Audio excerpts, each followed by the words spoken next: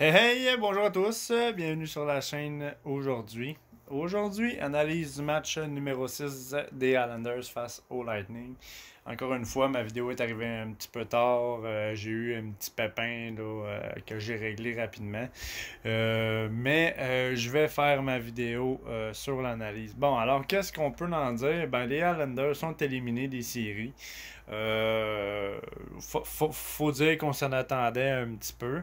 Je vous dirais que l'analyse du match numéro 6 est pas mal la même analyse que le match numéro 5. C'est encore une fois un défenseur qui a marqué le seul but des Islanders. Même chose pour le match numéro 5. Et encore une fois, le même scénario a été copié-collé du match précédent, c'est-à-dire un match qui s'est terminé en prolongation avec un 4 minutes de punition qui s'est passé pour Andy Green en fin de troisième période. Même chose que le match numéro 5. Très, très, très drôle comme situation. Deux matchs similaires.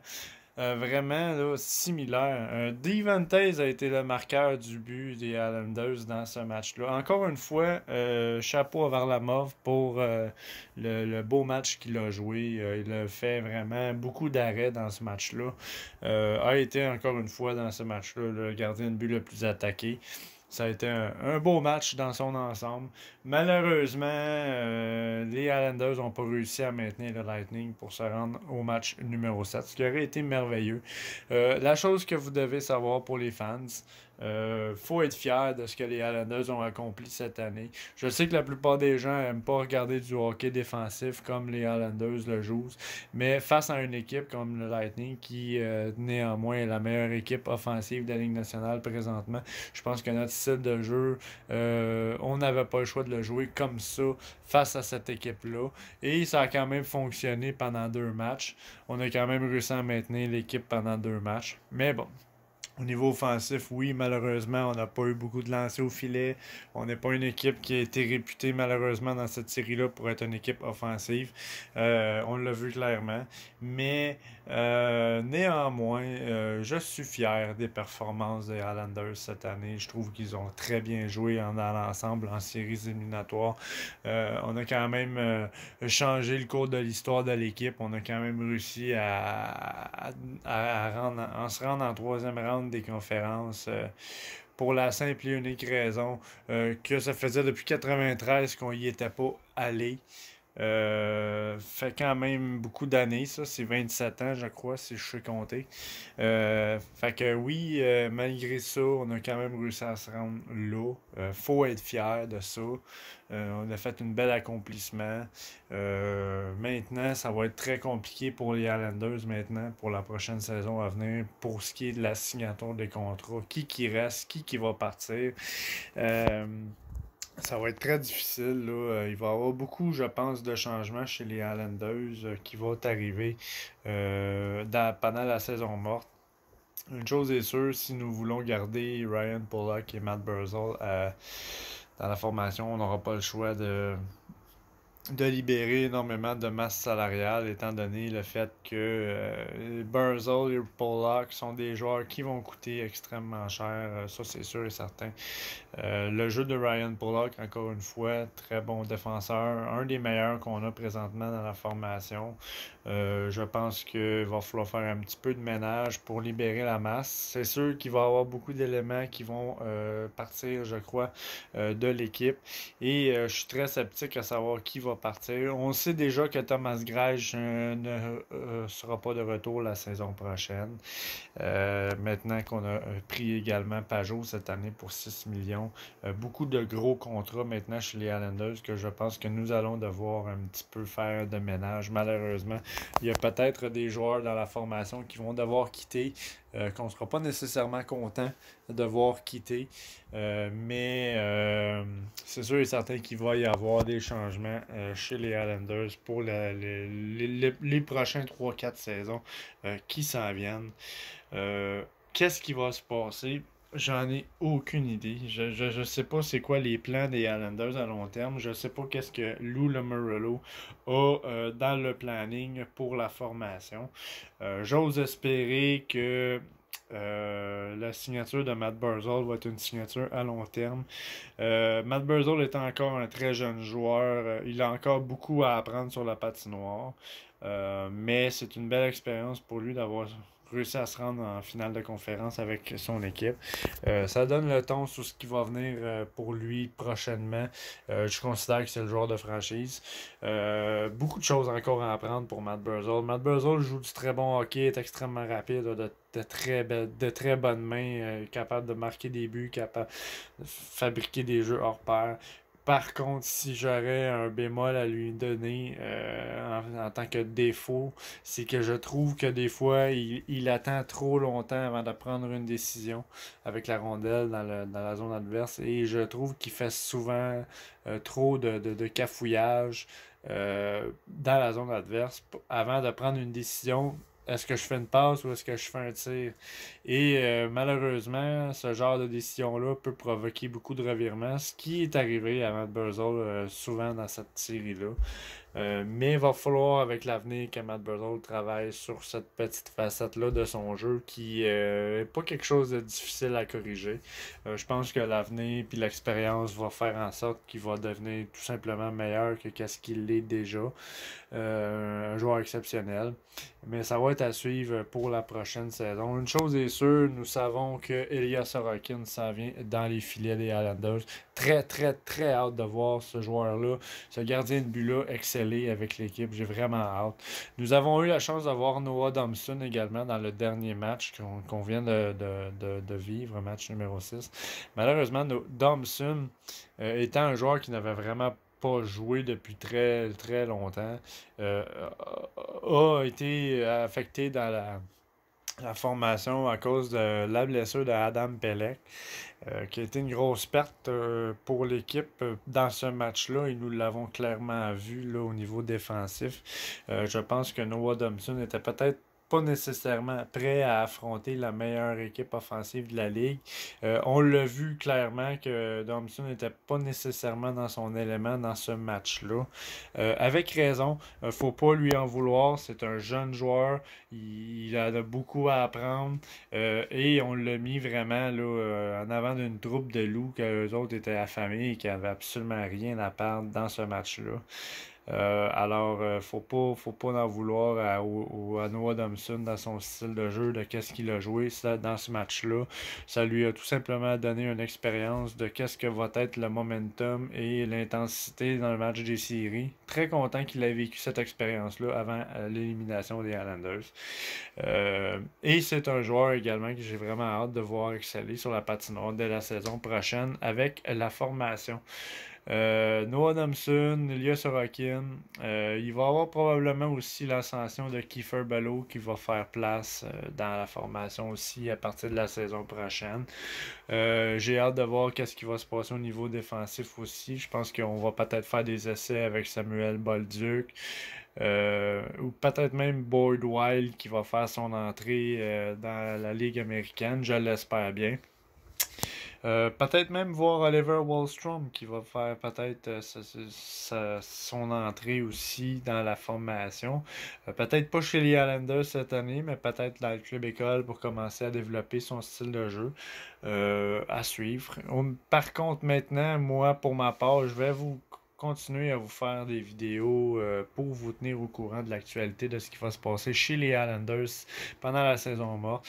Au niveau des transactions, au niveau des contrats, je vais vous tenir au courant là, des suites des choses. Pour les fans qui suivent l'équipe, qui suivent les Islanders, je vais vraiment être à l'affût sur tout le développement des dossiers chez les Islanders, de ce qui va se passer très prochainement. Alors, tout ce que je vous ai dit, c'était vraiment ce que je sais qui va s'en venir pour la saison prochaine. Ilya Sorokin, Noah Thompson qui va faire son entrée, probablement Kiefer Bellow qui va faire son ascension dans l'équipe, peut-être pour au moins une vingtaine de matchs, peut-être une trentaine de matchs, peut-être plus, on ne sait jamais. Après ça, il va rester vraiment le dossier Josh Osang. Je sais pas qu'est-ce qui va se passer avec ce joueur-là. J'ai pas l'impression que les Islanders vont continuer de l'avant avec lui non plus. Ça, je suis pas mal sûr que c'est un joueur qui va soit partir dans une transaction ou bien juste tout simplement ne pas être re-signé la saison prochaine. Et pour ma part, je l'espère également. Je pense que ce joueur-là a peut-être pas sa place chez les Islanders, malheureusement. Un dossier pour ma part que j'espère que les Islanders vont clairement régler pendant la saison morte, c'est le dossier de Andrew Ladd. C'est sûr que ce sera pas évident pour la formation d'essayer de faire quelque chose avec ce contrat-là. Il reste quand même 3 ans à 5,5 millions pour un joueur qui malheureusement ne fait même plus partie des plans des Islanders depuis déjà 2 saisons. Et un joueur qui également a la blessure facile et est très vieillissant, oui, également. Risque pas d'avoir un impact majeur dans la plupart des formations de la Ligue nationale. Alors, je sais qu'il y avait eu une transaction qui était peut-être en vigueur avec le Wild de Minnesota avant la date limite des transactions de la saison qui vient de passer pour avoir Zach Parisé.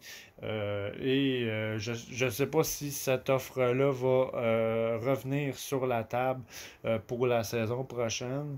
Ça va être à suivre, mais une chose est sûre, il faut absolument que Lou Lamoriello trouve une solution pour se débarrasser du lourd contrat de Andrew Ladd qui va donner un gros handicap à l'équipe. Il faut trouver une façon de libérer de la masse salariale. J'ai tendance à penser qu'il y a des gros noms chez les Islanders, peut-être qu'il va devoir quitter pour libérer des sous chez les Islanders. Mais qu'est-ce qui va se passer? Je ne sais pas. Une chose est sûre, pour ma part, de ce que j'en pense, les joueurs qui se doivent absolument de ne pas être touchés chez les Islanders pour les transactions, c'est Matt Barzal, premièrement. Première des choses, c'est le joueur d'avenir de la formation. Alors, faut trouver une solution pour lui offrir le plus beau contrat possible pour le garder chez nous. Très important. Ensuite de ça, Anthony Beauvillier.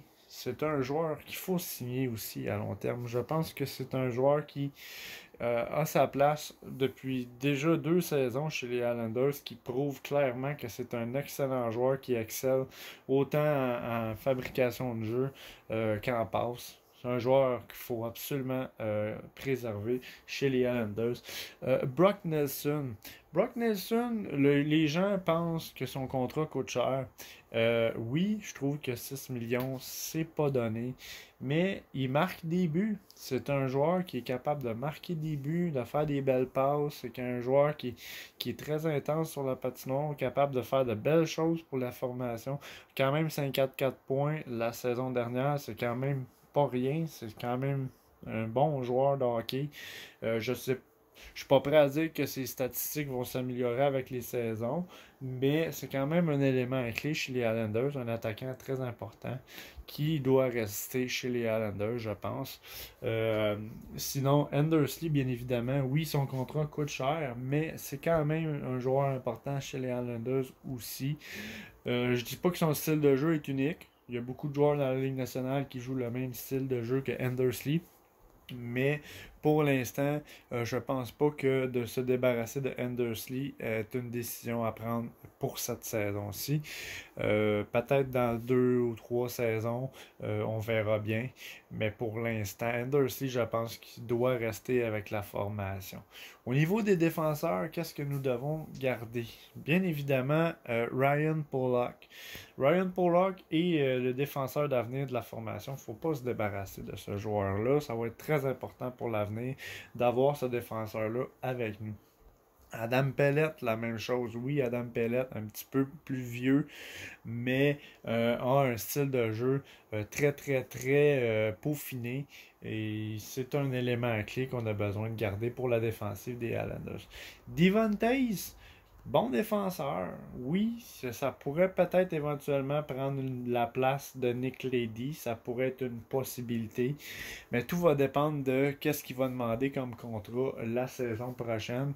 Bon défenseur, jeune, encore a des choses à apprendre sur la patinoire, un bon patin, mais néanmoins pas plus pour l'instant. C'est sûr que s'il demande 5-6 millions, malheureusement, ça sera probablement pas un contrat pour lequel les Islanders vont aller de l'avant. Mais c'est quand même un élément important chez les Islanders en défensive. Il faut peut-être analyser la situation. Pour ce qui est de Johnny Boychuk, très bon défenseur, très bon vétéran, a un impact énorme sur les Islanders, mais je pense que présentement, vu la valeur marchande qu'il a, il est peut-être temps pour les Islanders de s'en débarrasser si on veut descendre la masse salariale un petit brin. Dans le temps qu'ils ont encore une valeur et qu'on est capable justement de l'échanger comme contre quelque chose. Sinon, oui, c'est sûr que Johnny Boychuk ne reste quand même pas tant de temps à son contrat. Je pense qu'il reste 2 saisons à son contrat.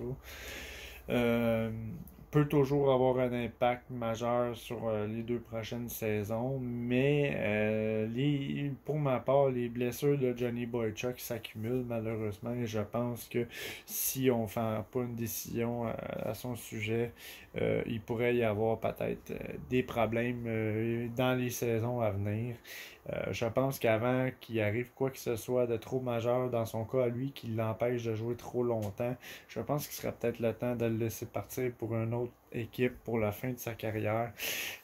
C'est mon opinion. Beaucoup de gens vont me dire non, non, non, faut pas toucher à Boychuk, faut pas toucher à Boychuk, mais la valeur marchande est quand même là et ça reste du business. Je pense que peut-être que les Islanders seraient rendus à faire ça.